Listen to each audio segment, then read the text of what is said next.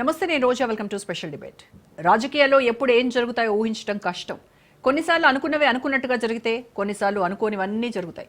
అందుకే రాజకీయాలు ఈ క్షణం ఉన్న వర్షన్ మరో క్షణంలో ఉండదు అంటారు. తెలంగాణ రాజకీయాలు ఇప్పుడు ఎటువైపు వెళ్తాయోనన్న ఉత్కంఠ నెలకొంది. సీఎం రేవంత్ రెడ్డి నేతృత్వంలో ఏడాది పాలన పూర్తయి సంబరాలు జరుపుకున్న కొద్ది రోజులకే పార్టీలో లుకలుకలు మొదలయ్యాయి. పార్టీ నేతలు ఇప్పుడు ఒక్కొక్కరు అసంతృప్తి గళం విప్పుతున్నారు. గత అసెంబ్లీ ఎన్నికల్లో భారీ హామీలతో ఎన్నికల్లో విజయం సాధించిన హస్తం పార్టీకి ఇప్పుడు సొంత పార్టీలో కల్లోలం నెలకొంది. ఓవైపు విపక్షం, మరోవైపు సొంత పార్టీ నేతలతో మధ్యల దరువు మోగుతోంది. మరోవైపు స్థానిక సంస్థల ఎన్నికల్లో ఏకగ్రీవాలు సాధించేలా పార్టీ యంత్రాంగాన్ని సీఎం రేవంత్ రెడ్డి ముందుకు తీసుకెళ్తున్నా ఇంకా ఏదో అలజడి మాత్రం కొనసాగుతోంది.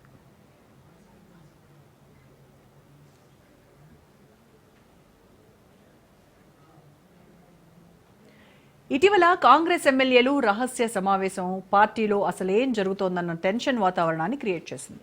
తాజాగా సీఎల్పీ భేటీలో తాము డిన్నర్ కోసమే మీటింగ్ అయ్యామంటూ నేతలు మొత్తం వ్యవహారాన్ని చిన్నగా చూపించాలని ప్రయత్నించినా ఇంకేదో తేడా కొడుతోంది. మొత్తం వ్యవహారాన్ని కాంగ్రెస్ హైకమాండ్ ఖండిస్తున్నప్పటికీ పార్టీలో ఇంకేదో జరుగుతోందన్న బెంగ వెంటాడుతోంది.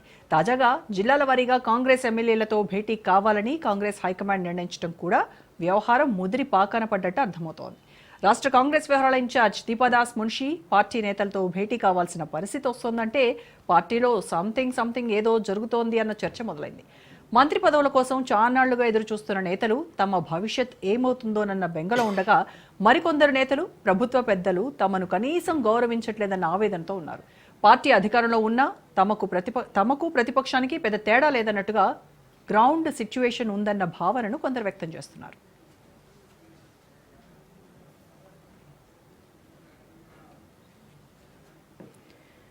కొందరు ఎమ్మెల్యేలు హద్దులు దాటి ప్రవర్తిస్తున్నారని సీఎం రేవంత్ రెడ్డి సీఎల్పీలో వ్యాఖ్యానించినట్టు తెలుస్తోంది. వివాదాలను పార్టీలో చర్చించి పరిష్కరించుకోవాలని గానీ రచ్చ చేయొద్దని ఆయన హెచ్చరించినట్టుగా ప్రచారం జరుగుతోంది.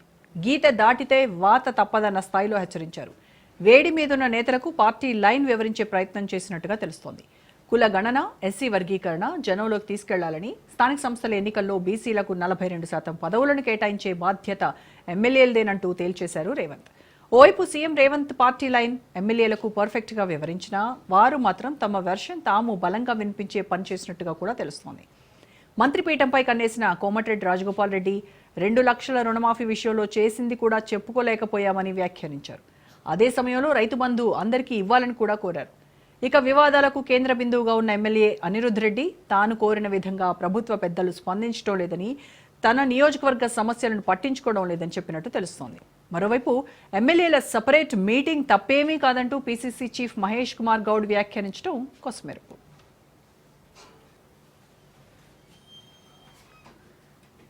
మరోవైపు ఫిరాయింపుదారుల విషయం సుప్రీంకోర్టులో పెండింగ్లో ఉండటంతో తీర్పు ఎలా వస్తుందోనన్న బెంగ కాంగ్రెస్ పార్టీలో ఉంది.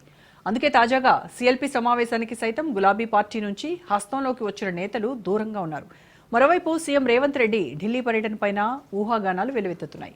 తెలంగాణలో మరోసారి నామినేటెడ్ పోస్టుల భర్తీకి రంగం సిద్ధమవుతోందన్న సందేశం అందుతుంటే, కేబినెట్ విస్తరణ లేదంటే ప్రక్షాళనకు సైతం గ్రీన్ సిగ్నల్ లభించినట్టు ప్రచారం జరుగుతోంది. మొత్తంగా తెలంగాణ రాజకీయం రసకందాయంలో పడింది. ఇప్పుడు తెలంగాణ రాజకీయం ఎటు నుంచి ఎటువైపు వెళ్తుందో అర్థం కాక కాంగ్రెస్ కింద మీద పడుతుంటే ఇదే తగిన ఛాన్స్ అంటోంది గులాబీ పార్టీ. పోయిన చోటే వెతుక్కోవాలన్న సిద్ధాంతంతో ఫిరాయింపు ఎమ్మెల్యేల విషయంలో బీఆర్ఎస్ సుప్రీంకోర్టులో పోరాటం చేస్తోంది. ఓవైపు ఎమ్మెల్యేలపై ఒత్తిడి, మరోవైపు కాంగ్రెస్ పార్టీని చికాకు పెట్టేలా రెండు వైపులా బీఆర్ఎస్ దూకుడు ప్రదర్శిస్తోంది.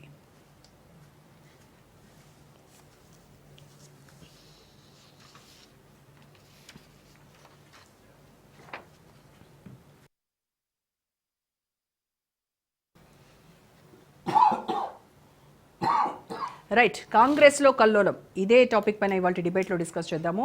డిబేట్లో పార్టిసిపేట్ చేస్తున్నారు తాటికొండ రాజయ్య గారు, మాజీ ఉప ముఖ్యమంత్రి, బీఆర్ఎస్ నేత, అలాగే దిలీపాచారి గారు, బీజేపీ అధికార ప్రతినిధి. నమస్కారం అండి. అలాగే మనకి జూమ్లో జాయిన్ అయ్యారు ఆరేపల్లి మోహన్ గారు, మాజీ ఎమ్మెల్యే, కాంగ్రెస్ పార్టీ సీనియర్ నేత. నమస్కారం సార్. బండారు రామ్మోహన్ గారు, రాజకీయ విశ్లేషకులు. నమస్కారం అండి. సో మనం డిబేట్